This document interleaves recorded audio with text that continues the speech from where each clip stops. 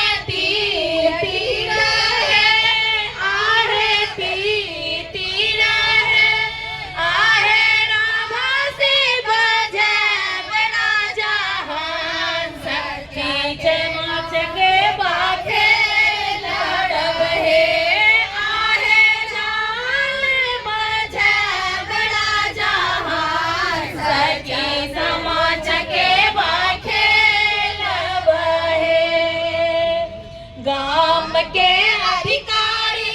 तो है बसत भैया है भैया हो तो है मनीष भैया हो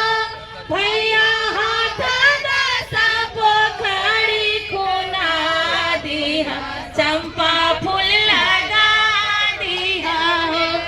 भैया हाथ दसा पोखरी दीहा चंपा फूल लगा दीहा हो चाउर चाउर चाउर भैया कोठी चाउर चाउर चाउर चाउर चुगला कोठी चाउर चाउर चाउर चाउर भैया कोठी चाउर चाउर चाउर चाउर चुगला कोठी चाउर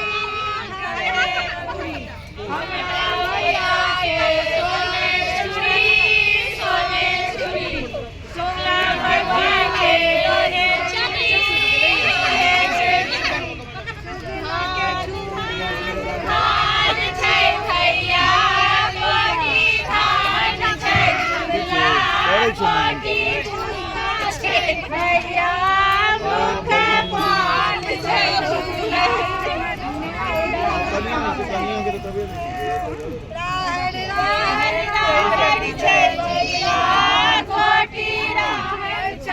भैया कोठी